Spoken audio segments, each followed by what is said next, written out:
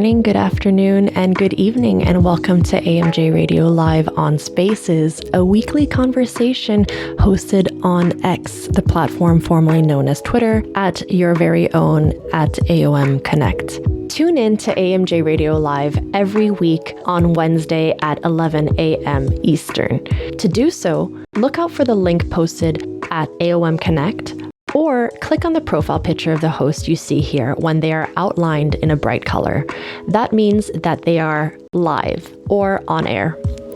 This series has a scholar-on-scholar approach where different members of the AOM research community have the chance to speak to and learn from leading authorities in the broad field of management research. The first Wednesday of every month, we invite a special guest to give their remarks on our theme for the month. We recently had guests like Joanna Meyer speaking about Grand Challenges Research Today, as well as John Joseph speaking about decision-making research today. Look out for the link in our bio for the full list and past recordings of our many, many distinguished guests. The second Wednesday of every month, we hear a teaser of The Lit Review, an incredible podcast diving deep into a recent AMJ paper hosted by Sekou Burmese. The fourth Wednesday of every month features an actual AMJ editor. We get to find out a fun fact about this editor, their expertise, what it's been like serving as an editor at the Academy of Management Journal. And I haven't forgotten the third Wednesday of every month. The third Wednesday of every month is interactive and open to being shaped by you. Look for the form in our bio to submit your ideas for guests, to nominate yourself, to suggest formats for this weekly conversation. It's just past 11 now, so let's open up the conversation. I am Dr. Netra Pan. I'm a lecturer in entrepreneurship at Bayes Business School, formerly known as CAS. And I am so glad to be joined by Professor Chris Troester. Chris, welcome to AMJ Radio Live. Hey, thanks, Netra. Thanks for having me. I have a few questions for you. I'd love to ask you first to introduce yourself to our audience if they're not familiar already with you and your work. Yeah, thanks. Thanks a lot. Yeah, I don't know where to start. So you want to know a little bit about my academic background or so? Well, we would love to know how you got into research. Maybe where did you study? What topics are you currently focusing on? Yeah. Okay. Yeah. So how I got into research? So my background is in sociology. So I actually started studying in my hometown in Duisburg, and as you probably can tell by my accent, I'm German, so guilty as charged. So I actually I wanted to become a social worker, actually. So I started studying social work, and then I got interested in sociology, and I switched.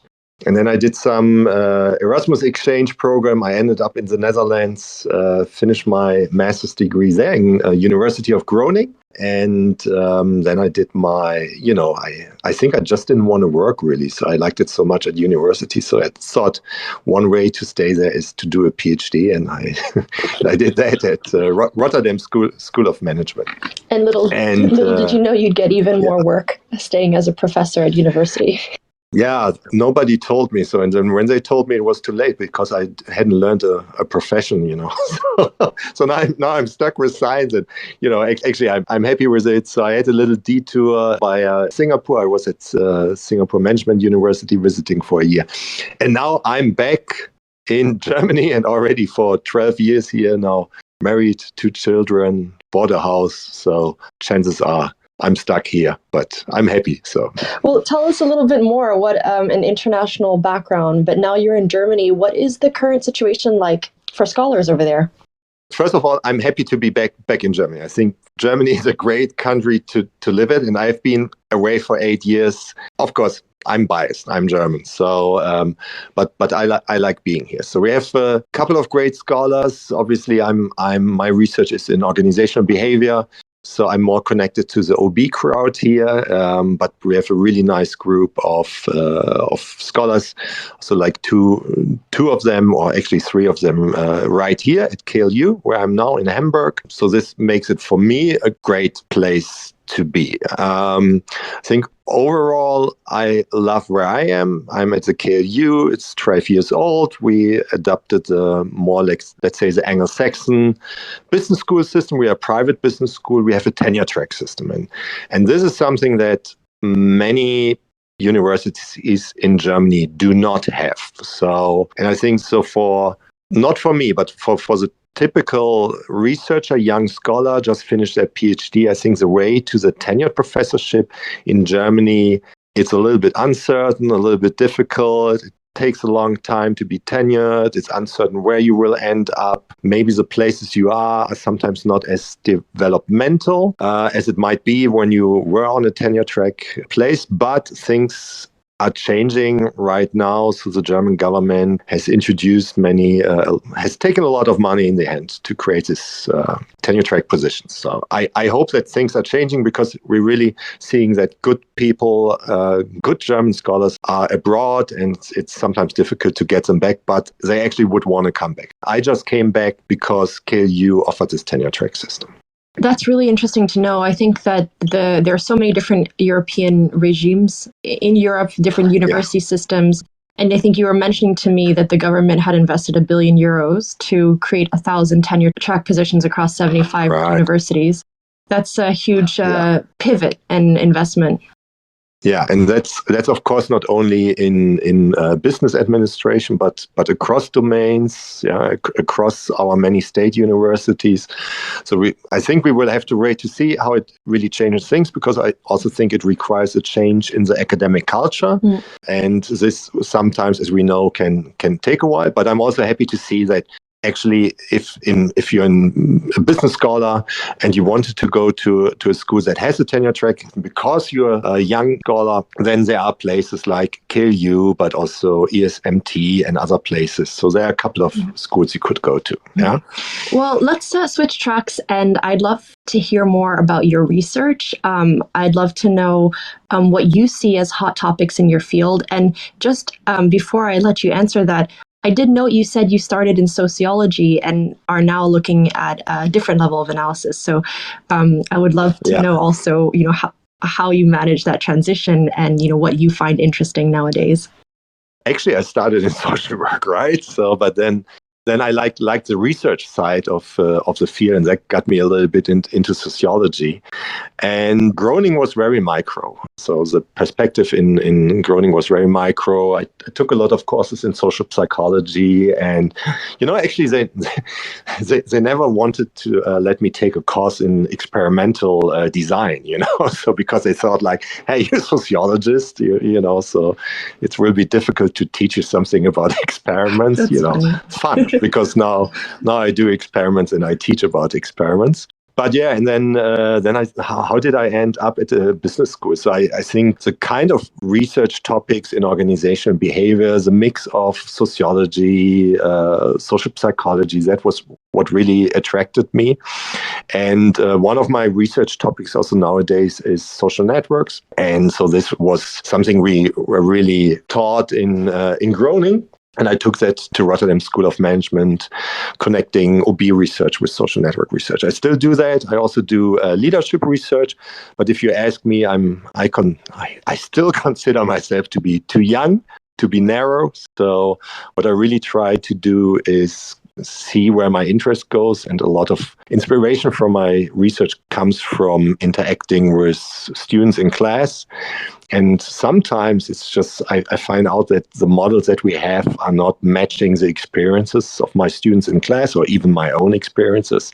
So, and that's often a start of a new research project. So ultimately, if you ask me, so what I'm probably doing is to bring together more the theoretical models that we have in OB and people's experiences. And then you had the question about the hot topics. That's of course a good question, because if I knew about a hot topic, I would probably investigating it, right? So I think really finding a research problem that deserves to be investigated is really one big challenge in the research process, to really put your finger on something that is really interesting and finding an answer to an important question. But more generally speaking, maybe, and maybe also from the AMJ editor perspective, I'm still a little bit surprised at at least on my desk, I don't get a lot of research on working from home, telecommuting. And this surprises me because we all know that since the pandemic, this has changed a lot, and a lot of people have been affected. People that probably would not have been affected traditionally. Now it becomes the more common way of working, to work from home and using technology. So I would expect more research to be about this, because I think we cannot be sure that, I mean, there's obviously a lot of research, but I think we cannot be sure, given the changes in the diversity, in the demographics of the people who do that kind of work, telecommuting, and also considering the changes in technology, that things that we knew like 20 years before, that they might still be valid. So I think there's still a lot of potential. I get very little at AMJ. That might have to do with the simple fact that other journals run faster to attract research. JP did a great job in having a fast track during the COVID-19 pandemic. And maybe now people, when they think about where to send their research, they look at AMJ and they see that recently there has not been a lot of research on these kind of topics like telecommuting. But I can assure you, I'm really interested in this kind of research. So that, and then the other thing is, I think we will be seeing more of, is how humans interact with artificial intelligence. I think that is a really, really hot topic. So much is going on, and I think there's a lot of potential, but also, of course, people are, for many reasons, also concerned what could be happening. I think that's interesting. And also this year's Best Paper Award went actually to a paper that looked on how people's conscientiousness affects their interactions with artificial intelligence. So AMJ really has an interest, and there's been really cool research out there. So I think that are two hot topics. Super interesting. So first of all, something that you said very early on, I'm glad to hear it from you, that you were saying that you feel like you're an earlier scholar, and so you still have the privilege of moving around and staying open to these hot topics. I think that's a really encouraging thing to hear. Yeah, I might be biased, so if you ask me in 20 years, I will say the same thing. So. and then the second thing, hearing you talk about, the influence of technology and the changing work conditions, and your experience in the classroom, but also in practice, and striving to really ensure that our classic theories in management stand up to those empirical tests. And I have noticed, and if you listen to the past episodes of AMJ Radio Live, you'll see that many editors have been pushing for scholars to study these transformational times. And yeah, I'm really excited to see what kind of research does end up at AMJ versus a more specialized journal. And I think, the potential there is for the larger implications for management and for other organizations. Which brings us to my second last question for you, which is, what has it been like being an AE at AMJ? Yeah, how has it been? So it's overall, it has been great. So on the positive side, I have met many people. I have learned so many things. I'm still learning things from authors, from reviewers, from my colleagues at AMJ. I've been traveling to interesting places and so on. So this is a wonderful experience. On the negative side, there are also some, they are bearable, but sometimes it requires a lot of attention. So a lot of time, obviously.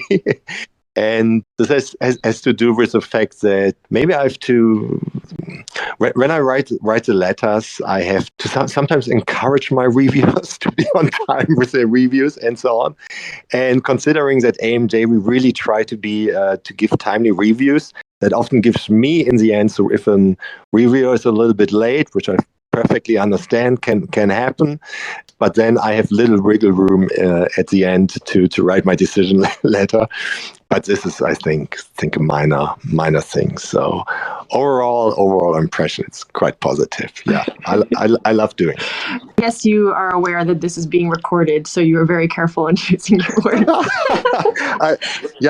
I know Mark is listening, so I have to be careful now. But Mark, if you hear that, you're doing a wonderful job. Thank you so much. But I do think it's really important to talk about this, because I think for many scholars, they might not be the first, researcher in their family. They have no idea what a professor job is like. And some people are under the impression that the work you do as an AE is being paid, or, other things. I think this is a very special industry that we're in, where, you're volunteering your time as an editor, and reviewers are volunteering their time too. So I'm really glad that you shared that. That's right, and actually, that's a good point. My family, I'm the only academic in my family, and if they look at my agenda, they think I'm on vacation all the time because I'm traveling to all these exotic places. But I tell them I have to work there. So, okay. So normally I would ask you for recommendations to authors, but I see that you've actually just published From the Editor piece on August 15th on how to publish multi-method research review and best practice recommendations. So I'll ask our listeners to go and find that right away and do DM or email us if you can't find that paper. And I'll move over to the last question, which is, what's a fun fact about you? Yeah. So what's a fun fact? I don't know. So one thing that is definitely strange, also for people here in Germany, is I have only a driver's license since 4 years. So I did my driver's license in my late 30s, and that is really odd. And I can tell you, doing your driver's license when so I was 38, so it was a lot of pressure. It was a lot of stress, really sitting in a car and with a driving instructor next to you, watching every move that you do. And when you are used to live just in your comfort zone, so that was a lot of stress. And I don't know, I'm probably still not a good driver. So there's a WhatsApp group, you can sign up for it, and I let you know when I go on the road, so that you can make sure you are not on the road. So it's just safer. Yeah, and I wish I had something cooler to tell, but like I do, I don't know, skydiving, or I have a pilot license, but this is really the one thing that comes to my mind. Oh no, but this is really lovely. I mean, I guess I will also admit that I don't have my driver's license yet, because I've been living in large cities. So just if that makes you feel better, if that makes anyone else listening feel better, it's thank you for sharing that with us. Definitely a humanizing point for an editor at AMJ. So I'd love to thank you for your time, Chris, and thank you everyone for listening in. And please join us again next week at 11 a.m. Eastern on Wednesday. So same time, same place. And we'll be welcoming Chris Tucci to talk about platforms research today. Thanks, everybody. Take care.